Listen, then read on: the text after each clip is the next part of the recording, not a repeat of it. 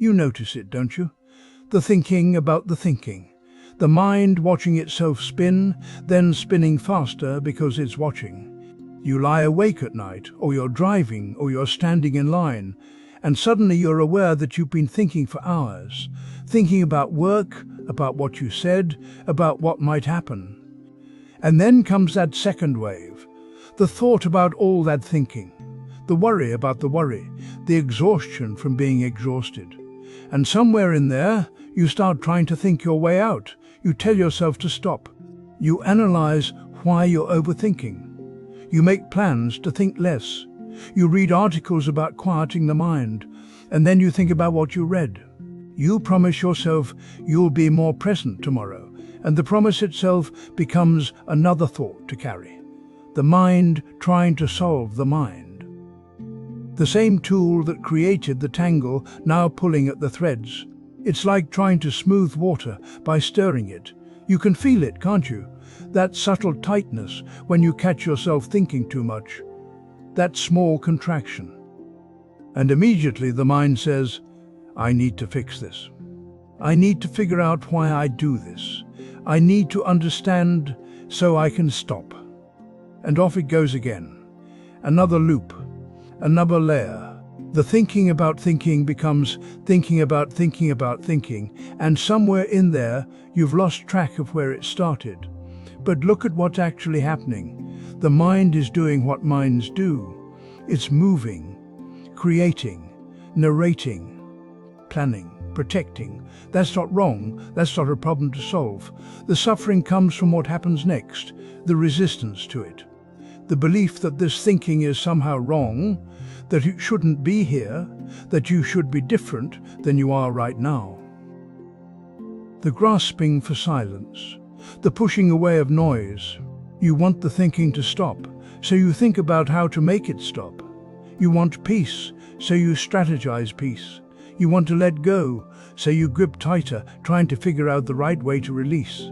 And all of that effort is more thinking. The Buddha said, the thought manifests as the word manifests as the deed develops into habit, and habit hardens into character. But before all of that, there's just a thought, appearing, passing, another one coming, and another, like weather moving through an open sky.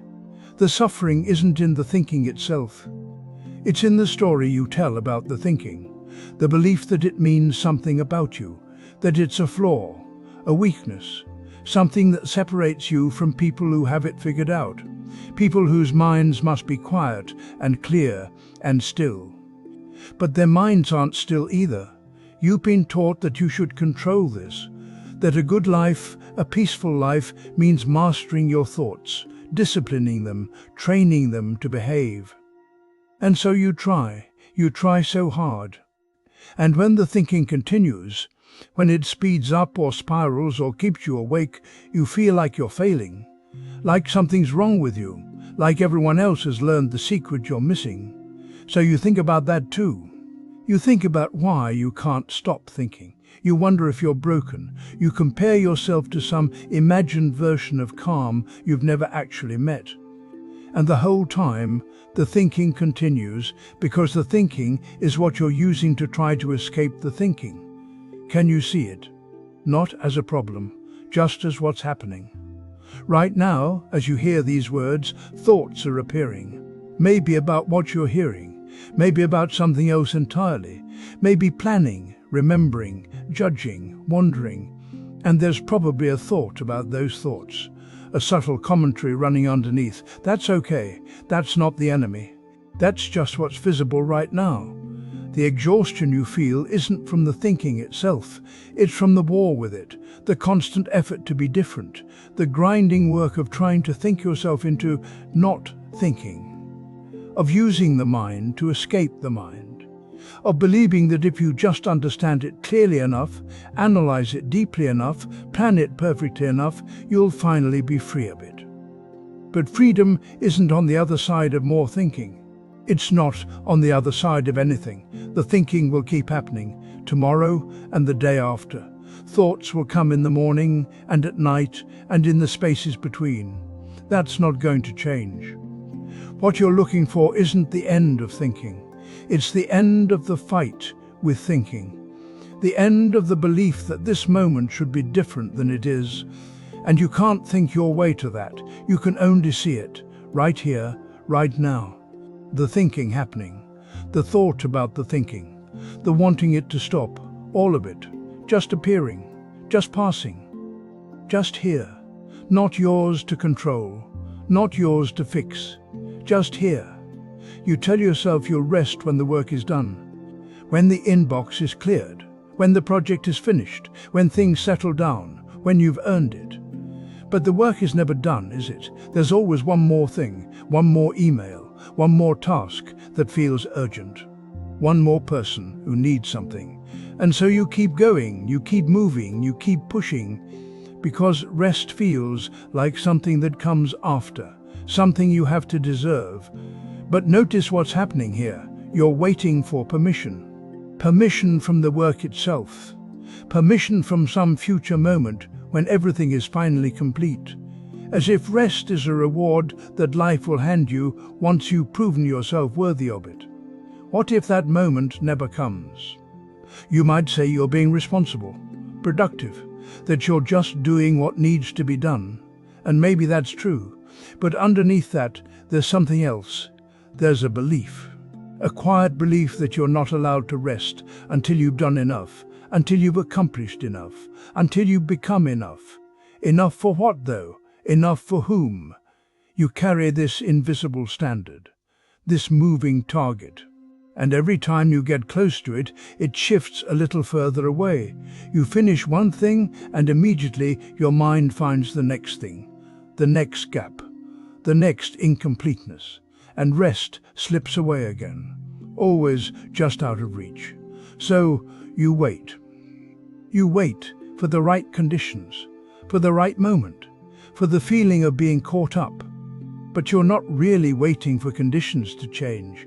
You're waiting for yourself to feel different, to feel like you've done enough, to feel like you deserve it.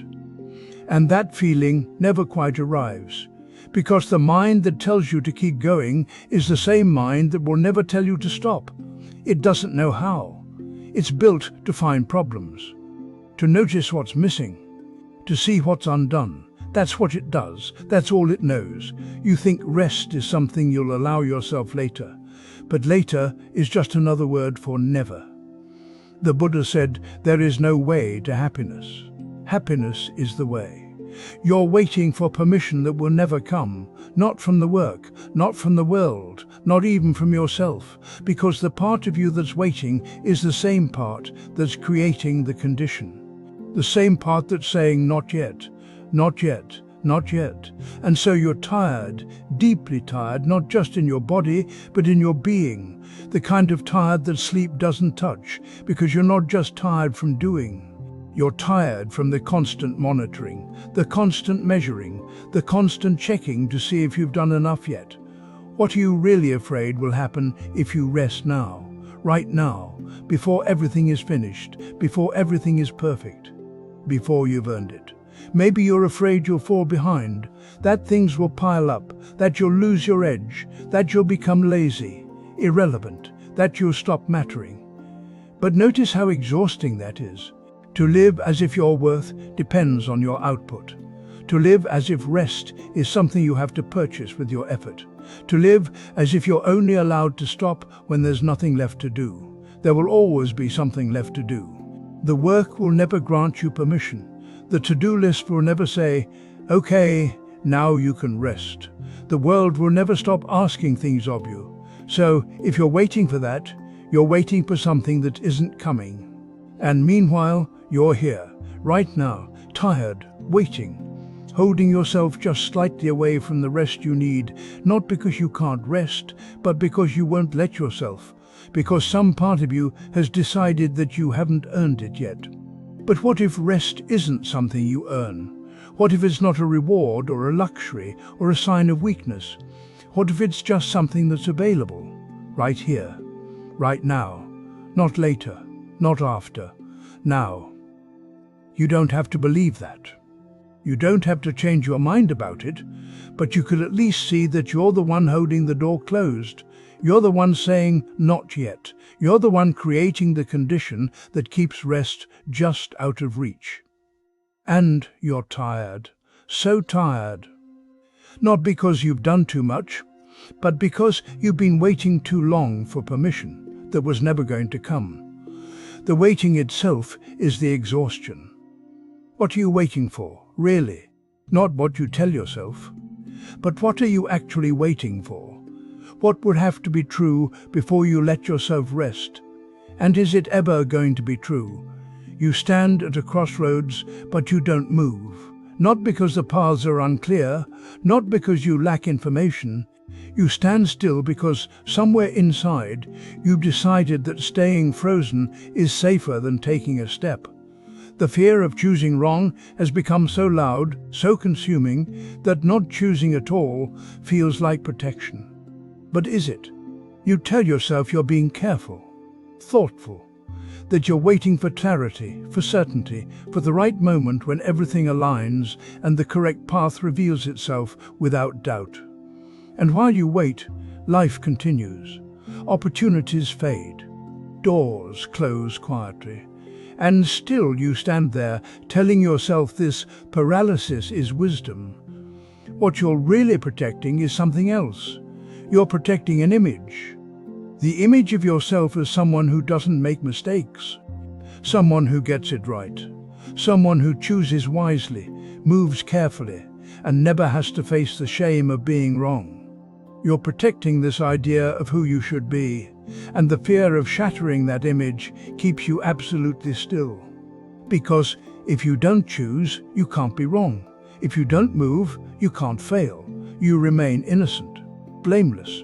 You can always tell yourself and others that you were just being cautious, that you were waiting, that the timing wasn't right. Not choosing becomes its own kind of choice, but one that feels like it protects you from judgment. From your own judgment, most of all. You watch others move through life, making choices, some good, some terrible, and you see how they stumble, how they course correct, how they live with consequences. And part of you envies their freedom, but another part of you uses their mistakes as evidence. See what happens when you choose wrong. Better to wait, better to be sure. But you're never sure. That's what you're starting to notice. No amount of thinking makes you sure. No amount of analysis, weighing options, imagining outcomes brings you the certainty you're craving, the certainty you're demanding before you'll move. And so you stay suspended, waiting for something that never arrives. What you don't see clearly yet is that this waiting is its own kind of suffering. It's not neutral. It's not safe. Every day you don't choose, you're choosing anxiety. You're choosing the exhaustion of holding yourself in this frozen state. You're choosing the quiet grief of watching your life narrow while you stand guard over an image that was never real to begin with. The person who never makes mistakes doesn't exist. The person who always chooses correctly is a fantasy. And yet you're sacrificing your actual life, your real movement, your genuine experience to preserve this fantasy. You'd rather have the idea of yourself intact than the messy, uncertain, fully lived reality of being human. And here's what's painful to see. Not choosing is choosing. You think you're avoiding a mistake, but you're making one. You think you're staying safe, but you're creating a different kind of suffering. The suffering of stagnation, of disconnection, of watching yourself from a distance, waiting for permission that will never come. The Buddha said, "There is no way to happiness. Happiness is the way." You're waiting for the right choice to make you safe. But there is no choice that will do that. There is no path that guarantees you won't stumble. There is no decision that protects you from being wrong, from learning, from changing, from being human and fallible and alive. What you're really afraid of isn't choosing wrong. It's being seen as wrong. It's having to face yourself in the aftermath of a mistake and not being able to hide behind caution anymore. It's the loss of control. The loss of the story you tell yourself about who you are. The careful one, the thoughtful one, the one who doesn't rush in blindly. But staying still is rushing too, is rushing toward emptiness, toward disconnection, toward a life that feels like it's happening to someone else, somewhere else, while you watch from behind glass. You can feel it, can't you? The weight of not choosing. It's there in your chest, in your throat, in the tiredness that comes from holding yourself so tightly. This isn't peace. This isn't wisdom. This is fear dressed up as patience. And the truth is, you already know this. You know that not choosing is its own choice, its own consequence, its own mistake. You know that the certainty you're waiting for will never arrive. You know that life is moving whether you move with it or not. You're just afraid to admit that staying still hasn't protected you from anything. It's only protected you from living. And even now, as you see this, there's nothing to fix, nothing to do, just this seeing. Just this recognition of what's been happening. The fear is still there. The paralysis might still be there. But now you see it clearly. You see what you've been choosing. You see what it costs. And in that seeing, something shifts. Not into action necessarily, not into sudden clarity, just into honesty, just into this moment, where you are, as you are, afraid and frozen and finally seeing why. You're sitting with something you don't want. Maybe it's fear, maybe it's sadness, maybe it's restlessness or doubt, or that familiar ache of loneliness. And somewhere beneath the feeling itself, there's another layer. You're fighting it, you're pushing against it. Not because the feeling is unbearable, but because you believe it shouldn't be there at all. Notice that. The feeling arrived, and immediately you decided it was wrong. It doesn't fit the story of how today was supposed to go. It doesn't match the person you're trying to be. So you tense up, you resist, you try to think your way out of it, or distract yourself or reason with it, as if the feeling might listen and agree to leave. But the feeling doesn't leave, it stays. And now you're not just feeling the original discomfort, you're also feeling the exhaustion of fighting it, the frustration, the quiet anger at yourself for still feeling this way. You're suffering twice, once from the feeling, and once from the belief that it shouldn't be here. This is where so much of your pain lives, not in the feelings themselves, but in your relationship to them. You've been taught that certain feelings are acceptable and others are not. That anxiety means something is wrong with you. That sadness is a failure. That anger makes you bad. So when these feelings arise, you don't just experience them, you judge them, you fight them. You try to make them go away so you can return to being the person you think you should be. But who decided which feelings are allowed? Who wrote the rule that says you should only feel calm, content, grateful, strong? You carry this invisible list of acceptable emotions, and anything outside of it becomes an enemy, something to fix, something to be ashamed of. The truth is, the feeling doesn't care about your rules. It arose because conditions were present for it to arise. Something triggered it, a memory, a thought, a moment of uncertainty. The feeling is just doing what feelings do, appearing, existing, moving through. It has no agenda. It's not trying to ruin your day or prove you're broken, it's just here. But you make it mean something. You tell yourself a story about what this feeling says about you. If you're anxious, you must be weak. If you're sad, you're failing. If you're angry, you're out of control.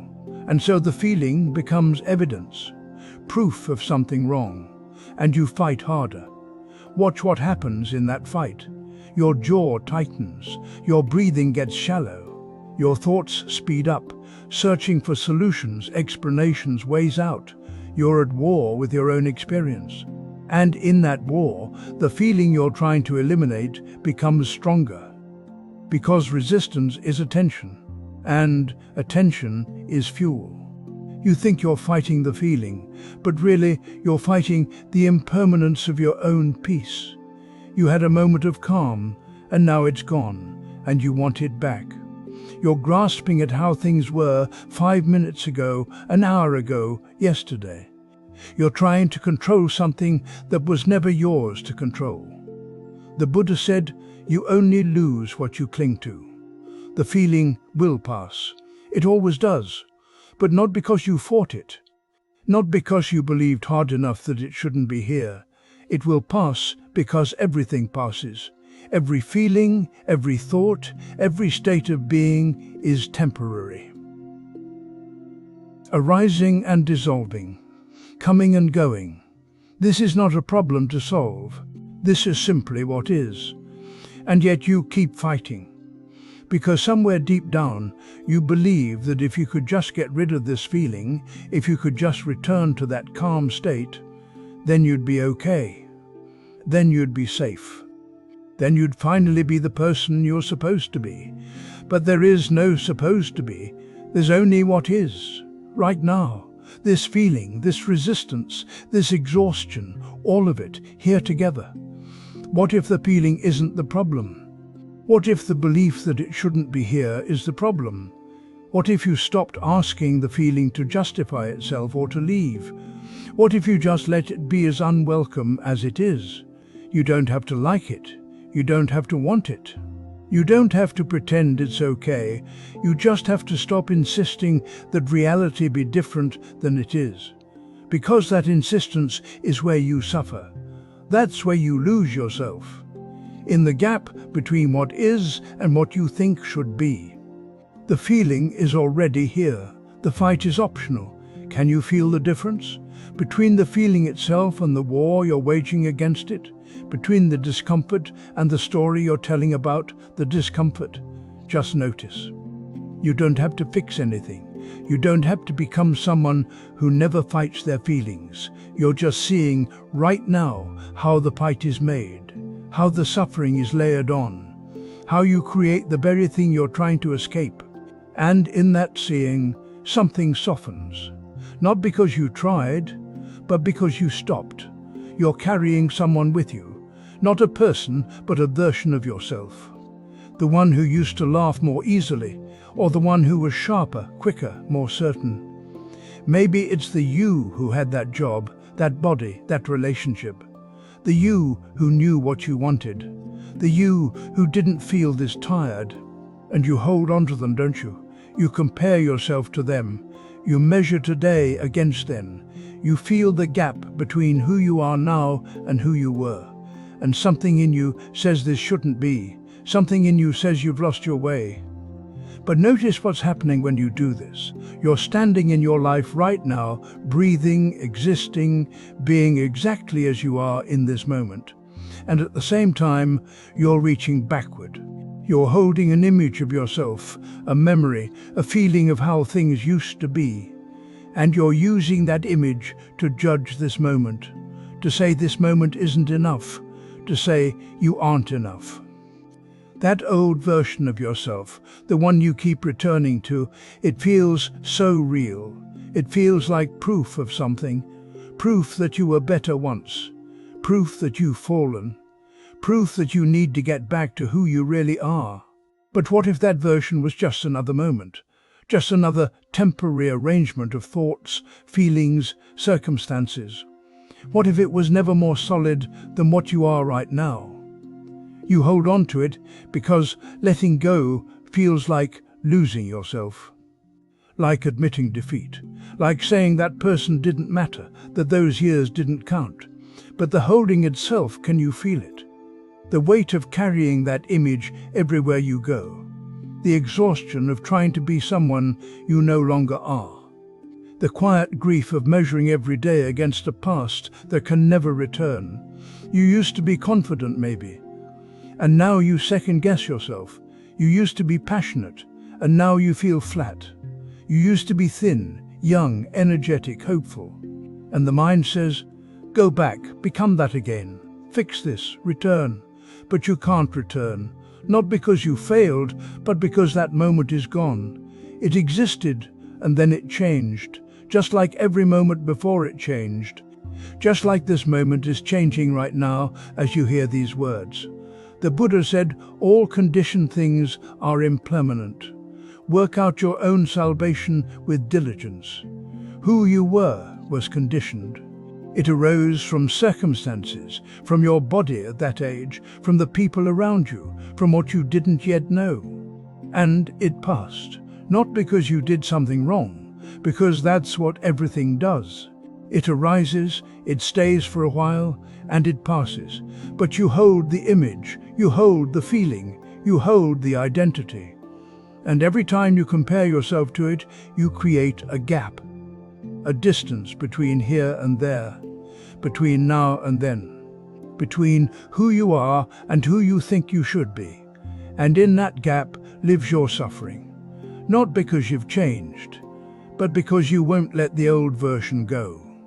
You're afraid, maybe, that if you let go of who you were, you'll have nothing left, that you'll be no one, that you'll lose the best parts of yourself forever.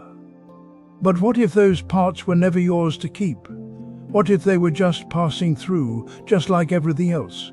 Right now, you are someone.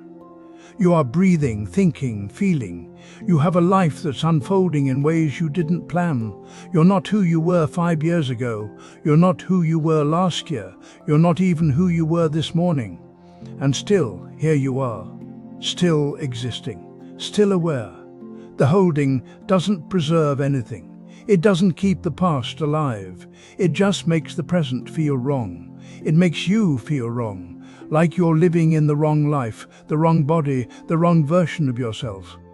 But this is the only version there is, right now. This one. You don't have to celebrate it. You don't have to love it. You don't have to call it growth or transformation or any kind of journey. You just have to see it. This is what's here. This is who you are today, not forever, just today. And who you were, that person you keep reaching for, they're not waiting for you in the past. They're gone. They became you. They dissolved into this moment, into this breath, into this awareness that's reading these words right now. What would it be like to stop holding?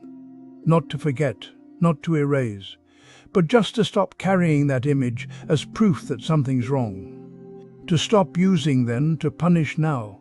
You don't have to know. You don't have to decide. Just notice the holding. Notice the weight. Notice how tightly you're gripping something that isn't even here anymore. And maybe, just for a moment, feel what it's like to let your hands open. You look at their face and you measure yourself against it. They seem calm, so you feel anxious. They seem certain, so you feel lost. They seem content, and suddenly what you're feeling inside becomes wrong. Something to hide. Something that shouldn't be there. You do this so quickly you barely notice. Your chest tightens, your thoughts speed up, and you're comparing. Always comparing. What's happening inside you against what you think is happening inside them. But you can't see inside them. You only see a face, a moment, a surface, and still you take that surface and turn it into a mirror. A mirror that shows you everything you're not, everything you think you should be. Notice how this works. You feel uncertain, and their face looks sure. So now your uncertainty isn't just uncertainty anymore, it becomes evidence. Evidence that you're failing, that you're broken, that something about you isn't right. You feel sadness and their face looks light, so your sadness becomes heavier. It becomes a problem to solve, a weight you shouldn't be carrying. You're not just feeling anymore, you're judging what you feel by what you imagine they feel. And it's exhausting, isn't it? To constantly translate your inner world through the outer appearance of someone else. To never let your feelings just be what they are. To always need them to match, to measure up, to make sense in comparison to a face you're watching. But their face isn't telling you the truth. It's telling you a story. A story you're writing in real time. You see a smile and decide it means peace. You see stillness and decide it means certainty. You see composure and decide it means they have something you don't. but you don't know what they feel. You can't know. You only know what you're feeling. And even that, you're not really letting yourself know, because you're too busy comparing it, measuring it, deciding whether it's acceptable based on what you think you see out there. This is the trap.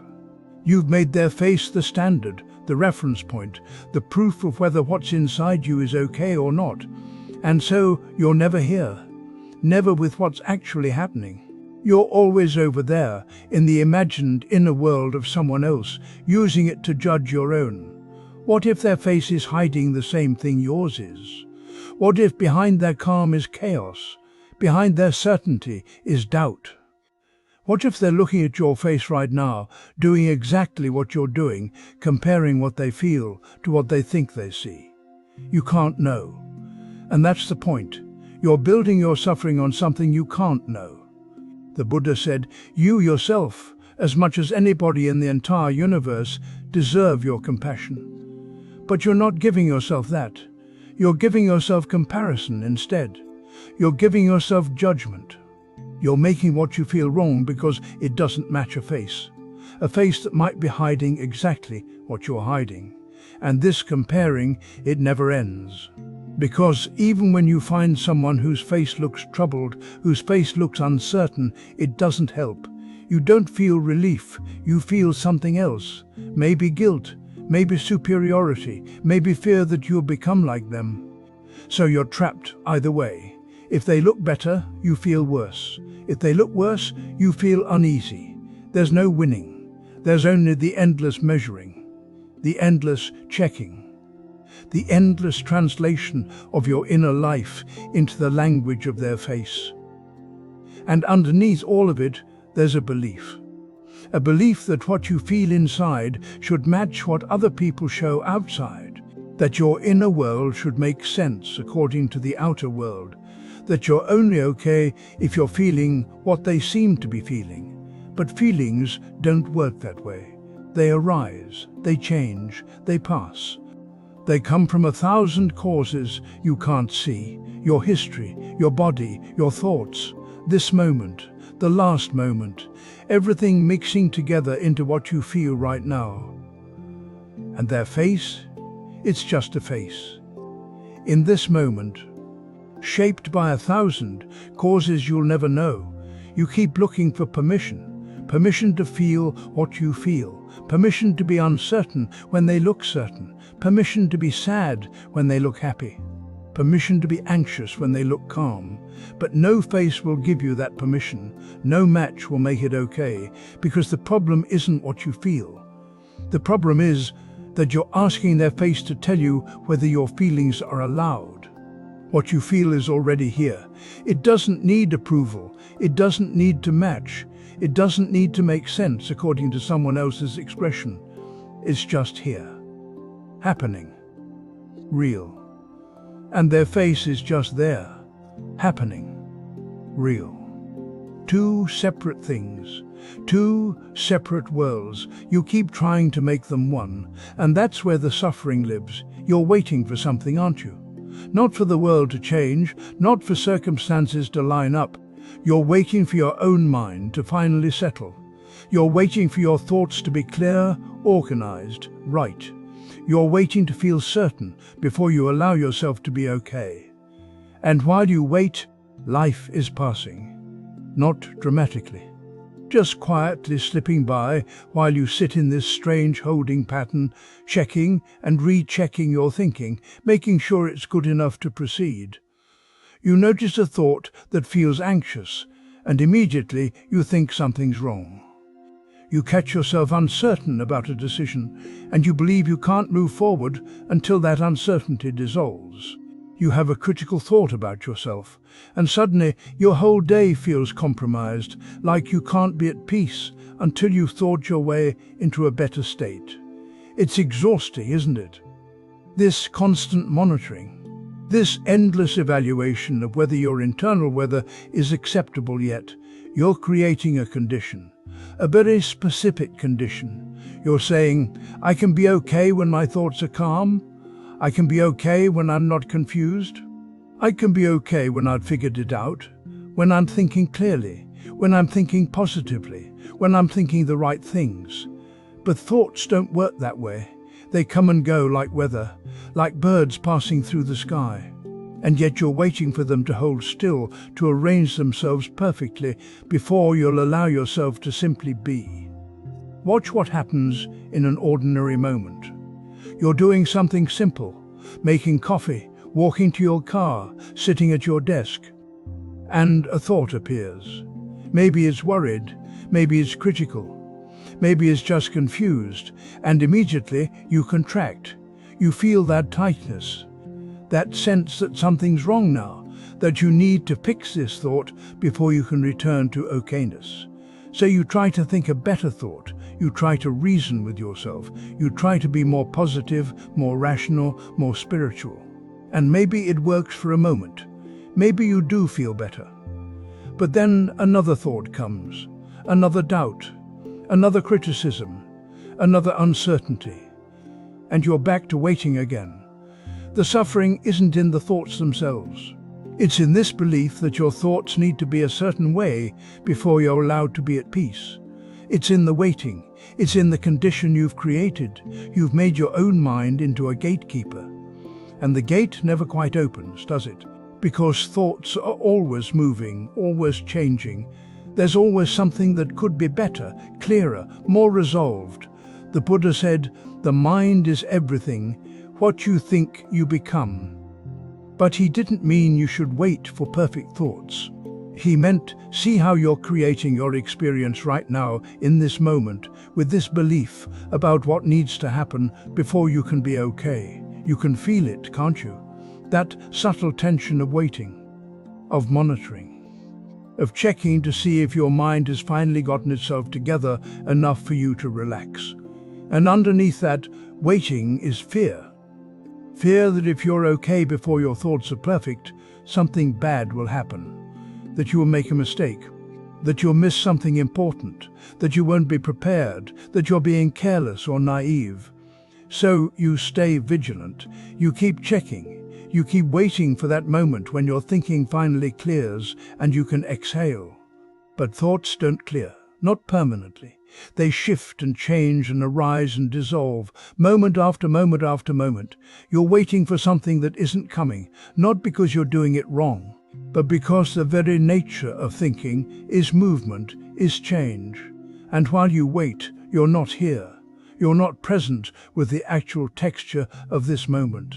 You're somewhere in the future, in that imagined place where your thoughts have finally settled and you're finally allowed to be okay.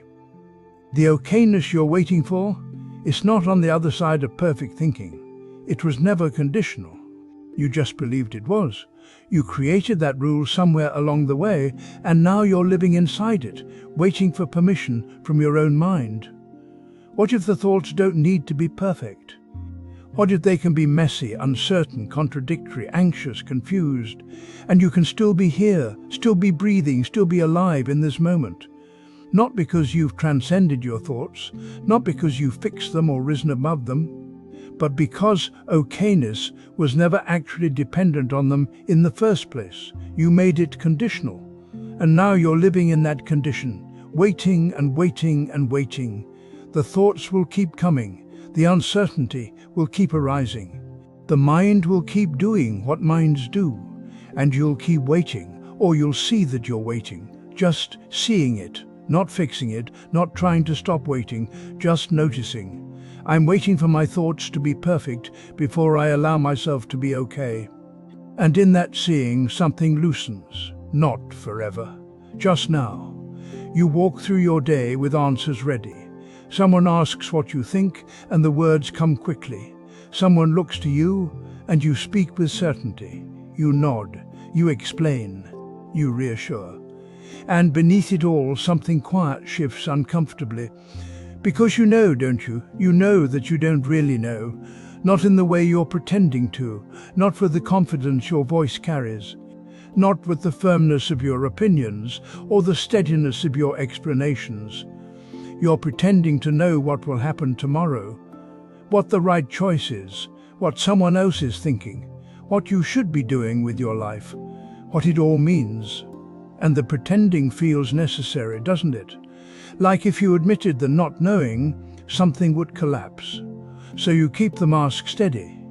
You speak as if you understand things you've only half grasped. You give advice you're not sure about. You make plans as if the future is something solid you can hold.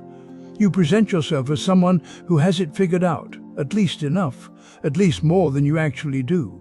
And the exhaustion of it. The constant low hum of maintaining certainty. Of defending positions you're not entirely sure of pretending you know what you're doing when you're mostly just guessing, just moving forward because stopping feels more frightening than continuing. Watch what happens when someone questions you. Feel that tightness in your chest, that quick defensiveness, that need to explain, to justify, to prove. It's not the question that disturbs you, it's that it threatens to expose the not knowing you've been covering over. You pretend to know yourself, who you are, what you want, what you believe. You've built a story, haven't you? A coherent narrative about your life, your values, your direction. And you repeat it to yourself and others until it sounds true, until you almost believe it. But late at night, or in those quiet moments between tasks, the uncertainty creeps back in. You don't actually know what you want. You don't know if you're living the right way. You don't know if the person you're presenting is the person you are, or just the person you've decided to perform. The suffering isn't in the not knowing. It's in the pretending. It's in the constant effort to appear certain, to seem knowledgeable, to look like you have answers. The weight of maintaining that illusion day after day, conversation after conversation. You pretend to know what love is, what happiness is, what success means. You use these words with confidence, as if they point to something fixed and clear. But do you really know? Or have you just adopted definitions, borrowed understandings, collected ideas that sound right? And the world seems to demand this pretending. It wants your opinion, your position, your certainty. What do you think, they ask, and I don't know, feels like weakness, like failure, like something to be ashamed of. So you fill the space with words, with explanations, with borrowed wisdom and half-formed thoughts presented as conclusions. And each time you do, you move a little further from the truth of your actual experience, which is mostly uncertainty, mostly not knowing, mostly just being here without any real understanding of what here even is. The Buddha said, "The trouble is, you think you have time. But perhaps the deeper trouble is thinking you have knowledge, thinking you figured something out, thinking you understand. What if you stop pretending, just for a moment? What if you let yourself not know, not as a failure, not as something to fix, but just as the truth of this moment? You don't know what tomorrow will bring. You don't know if your plans will work. You don't know what's right. You don't know what people think of you. You don't even know what you think of yourself, not really, not beneath the rehearsed answers. And there's something in that admission, not comfort exactly, but perhaps honesty, perhaps relief from the burden of false certainty. The not knowing is already here. It's always been here. The pretending is just a thin layer over it, exhausting to maintain, impossible to sustain. You can feel it now, can't you? The weight of all that pretending. The tension of holding yourself together as someone who knows. The fear that if you let it go, you'll be exposed as lost, confused, uncertain. But you already are those things. The pretending doesn't change it. It just makes you tired. What are you pretending to know? Everything you speak with confidence about, everything you defend, everything you've stopped questioning because questioning would unravel the certainty you've worked so hard to build. And underneath it all, the simple truth, you don't know. You never really did. The question isn't whether you can find better answers, it's whether you can sit with not having them. You believe you once had clarity, that once you saw things as they were. And now, somehow, you've lost it. You search for it in the morning, in your routines, in the way you used to think. You wonder where it went, when it left, what you did wrong. There's a heaviness in this, isn't there? A quiet grief, like you're walking through your own life looking for something that should be here, that belongs to you, that you somehow misplaced. You remember moments when everything felt obvious, when you knew what mattered, when the path ahead seemed clear and your mind was still. And now those moments feel far away, like they happened to someone else, so you assume clarity is something you had and lost. Something that should stay if you were doing things right. But watch what happens when you hold it this way. When you make clarity into a possession, into a state you once owned, you turn it into something solid, something that can be kept or lost. And then you become the person who lost it. The one who had it and let it slip away. The one who isn't clear anymore. Do you see how much weight that creates? How much you're carrying now? Not just the confusion of this moment, but the story of what you lost. The comparison to who you used to be. The failure of not being able to hold on to something you thought was yours.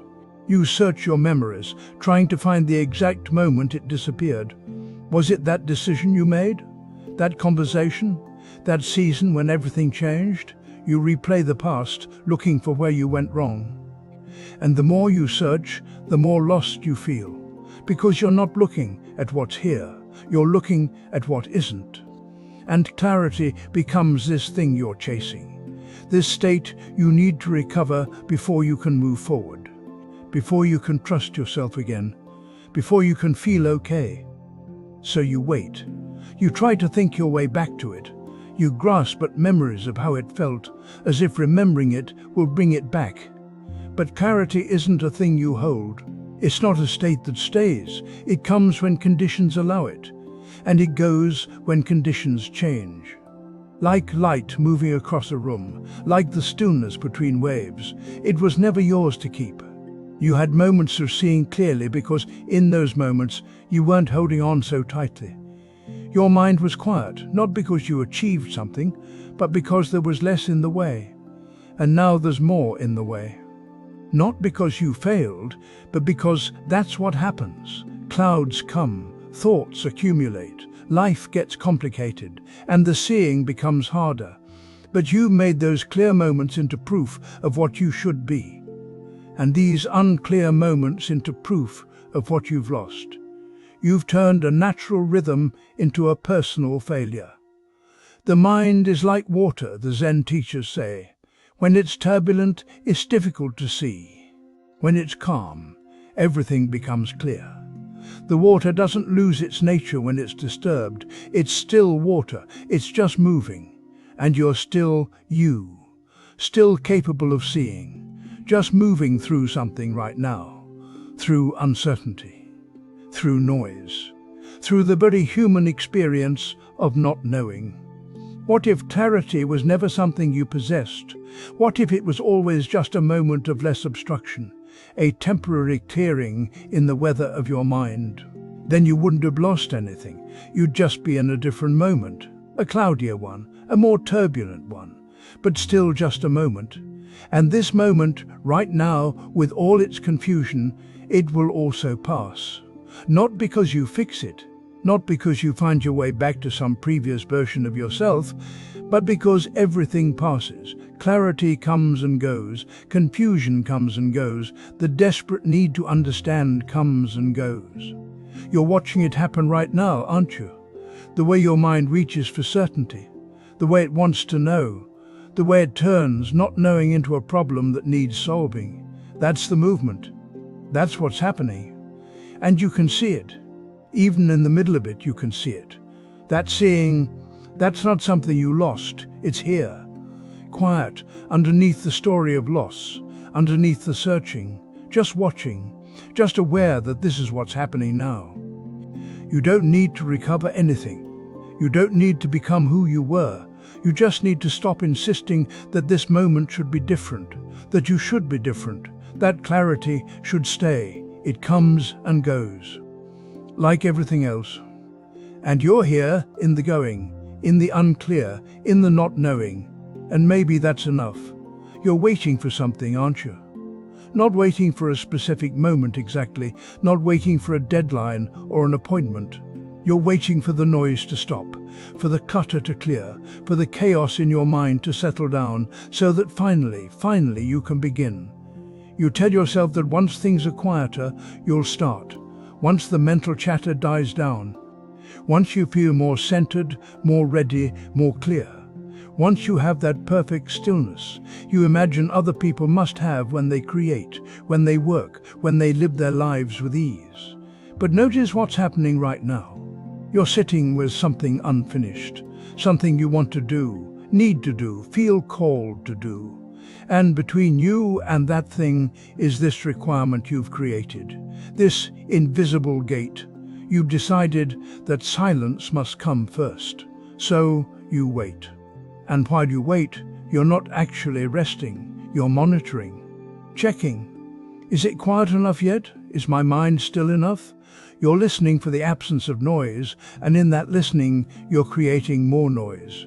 You're adding another layer of thought on top of thought, another voice asking if the other voices have stopped. You're waiting for silence, but the waiting itself is loud. It fills the space, it hums beneath everything. It becomes its own kind of chaos. And the thing you wanted to start, it sits there, untouched. While you sit here, waiting for permission that never quite arrives, because here's what you might notice if you look closely. The silence you're waiting for isn't real. It's not coming. The mind doesn't go silent just because you wish it would. Thoughts don't stop. The hum of being alive doesn't pause. Even in the quietest moment you've ever experienced, there was still something happening, still sensation, still awareness, still the subtle movement of being. You're waiting for a condition that doesn't exist. And in the waiting, you're creating a story that says you can't begin in the middle of noise, that you can't start while things are messy, that you need to be different than you are right now before you're allowed to move. But who decided that?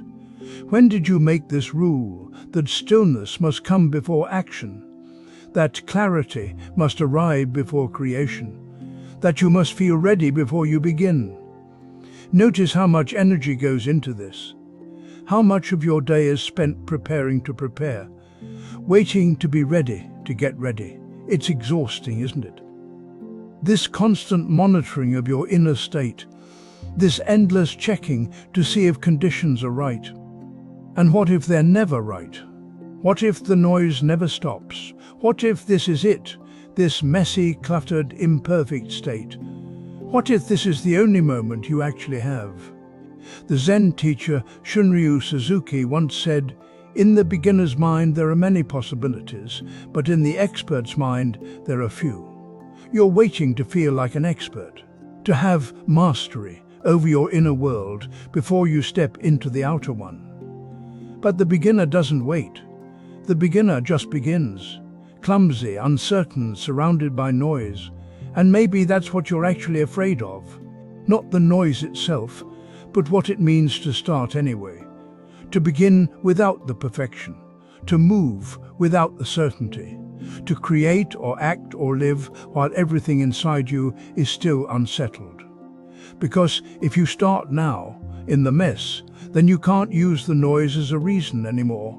You can't point to the chaos and say, "See, this is why I can't." You have to meet yourself exactly as you are. Unready, unclear, still figuring it out. And that feels vulnerable. So you wait. You wait for silence. You wait for the right feeling. You wait for some future version of yourself who has it all together, who is calm and centered and moves through life with ease. But that version of you is also waiting for something else, some other condition to be met. Because the waiting isn't about the noise, it's about the fear of beginning, the fear of being seen as imperfect, the fear of doing it wrong. The noise is just the excuse. And right now, in this moment, the noise is here. The thoughts are here. The uncertainty is here. And so are you. Still waiting. Still watching. Still believing that silence will arrive and save you from having to start. But it won't. The silence won't come. The readiness won't arrive. The perfect moment won't announce itself. There's just this noisy, cluttered, imperfect now. And the question sitting quietly underneath everything else, what if you didn't wait? What if you started anyway? Not because you're ready, not because it's quiet, but because the waking itself has become the loudest thing in your life. And maybe you're tired of listening to it. You've been carrying something heavy, haven't you? Not just the feeling itself, the sadness, the anxiety, the restlessness, whatever it is, but the weight of judging yourself for having it. The feeling comes, and almost immediately another voice arrives. It says you shouldn't feel this way. It says something is wrong with you for feeling this way. It says everyone else has figured out how to not feel this way. And so you're not just feeling what you're feeling bad about feeling it. You're ashamed of your shame, anxious about your anxiety, tired of being tired. The original feeling gets buried under layers of resistance, and what started as one wave becomes a storm. Notice how much energy this takes. The feeling itself, it just is. It rises, it moves through you, it asks for nothing. But the judgment demands constant attention. It needs you to analyze why you feel this way. It needs you to compare yourself to others who don't seem to feel this way. It needs you to remember all the other times you felt this way and failed to fix it. The judgment is always working, always scanning, always building a case against you. What would happen if you stopped? Not stopped feeling, stopped judging? What if the sadness could just be sadness? What if the anxiety could just be anxiety, without the story that you're broken for having it? What if this feeling, whatever it is, could simply move through you the way weather moves through the sky? Because right now you're doing something very particular. You're taking a temporary experience, this feeling, this mood, this state, and you're turning it into evidence. Evidence that you're failing, evidence that you're weak, evidence that something fundamental is wrong with who you are. You're making it mean something about you, something permanent, something fixed. But feelings are not evidence. They're just feelings. They come, they change, they go. You felt differently before. You'll feel differently again. This feeling, the one you're judging yourself for right now, it won't last. It can't. Nothing does. The Buddha said, you yourself, as much as anybody in the entire universe, deserve your compassion. Not after you fix yourself, not after you stop feeling this way. Now, as you are. Feeling exactly what you're feeling. But you've learned to be suspicious of your own experience. You've learned that some feelings are acceptable and others are not. You've learned that you should be calm, positive, grateful, strong. And when you're not, when you're anxious or sad or numb or angry, you've learned to turn against yourself, to see yourself as the problem. So the feeling never gets to just be a feeling. It becomes a failure.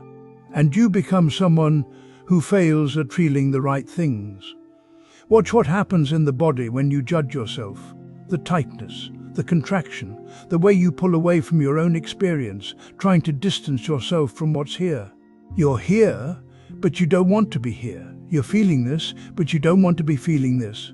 And that split, that war with yourself, that's where the suffering multiplies. The feeling itself might be uncomfortable, but the judgment makes it unbearable. What if you didn't make it mean anything? What if this feeling wasn't a sign that you're doing life wrong? What if it was just weather, just passing through, just here for now? You might notice something strange. Without the judgment, the feeling has more room. It doesn't have to fight for space against all your resistance. It can be what it is, as big or as small as it actually is, without all the stories you've wrapped around it. And when it has room, it can move, it can shift, it can change the way everything changes. You've been trying so hard to not feel this way, and the trying, the effort, the constant monitoring of whether you're still feeling it or not, that's exhausting. That's suffering, not the feeling. The war with the feeling. What would happen if you let yourself be exactly as you are right now? Not forever, not as a strategy to feel better, just for now, for this moment. What if you let this feeling be here, without making yourself wrong for it? You don't have to like it, you don't have to want it, you don't have to pretend it's fine. You can let it be uncomfortable, you can let it be unwanted, but maybe, just maybe, you can stop using it as proof that something is deeply wrong with you. Because what if nothing is wrong with you? What if you're just a human being, feeling what human beings feel? What if this is just what it's like to be alive sometimes? Uncertain, uncomfortable, not okay. The judgment wants you to believe you can think your way out of feeling. It wants you to believe that if you just criticize yourself enough, you'll finally become someone who doesn't feel this way. But it doesn't work like that. It never has. What would happen if you stopped? Not the feeling, the fighting, just for now. Just this. You reach for control again today. Maybe it's small, the way someone speaks to you, the tone they use, the expression on their face. Maybe it's larger. Your schedule falling apart, money slipping away, a relationship changing shape without your permission. And you reach. You reach with your mind, with your planning, with your worry. You reach because it feels like if you could just arrange things correctly, if you could just get everyone to understand, if you could just make it all line up the way you see it should, then you'd finally be okay. But it keeps slipping, doesn't it? The more you tighten your grip, the more it moves. The person doesn't change. The situation shifts in ways you didn't anticipate. The future refuses to hold still long enough for you to secure it. And so you reach again. You reach harder. You think maybe this time, with more effort, more planning, more convincing, more control, it will finally stay put. This reaching, it's exhausting. You feel it in your chest, in your jaw, in the way your mind won't rest even when your body is still. The reaching itself becomes the problem, but you don't see it that way. You think the problem is that you haven't found the right grip yet. You think the problem is that the world keeps moving when you need it to be still. But look closely at what's happening. When you reach for control, what are you really reaching for? You're reaching for certainty. You're reaching for the feeling that you'll be safe, that you'll be okay, that nothing will hurt you or catch you off guard. You're reaching because underneath there's fear. Fear that if you let go, everything will fall apart. Fear that without your constant managing and arranging and fixing, it will all go wrong. And maybe it will. Maybe things will change in ways you don't want. Maybe people will disappoint you. Maybe plans will collapse. But here's what you're not seeing. They're going to do that anyway, with or without your grip, with or without your desperate reaching. The slipping isn't happening because you're failing at control. The slipping is happening because there was never anything solid to hold on to in the first place. Everything you're trying to control is already moving, already changing, already becoming something other than what it is right now. The conversation you're trying to steer is unfolding in real time, shaped by forces you can't see. The other person's mood, their history, their own fear.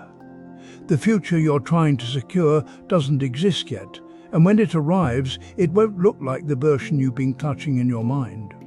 The person you're trying to change is changing already, but not according to your timeline, not according to your vision of who they should be. You keep reaching because you believe control is possible. You believe that if you're smart enough, vigilant enough, prepared enough, you can make life hold still.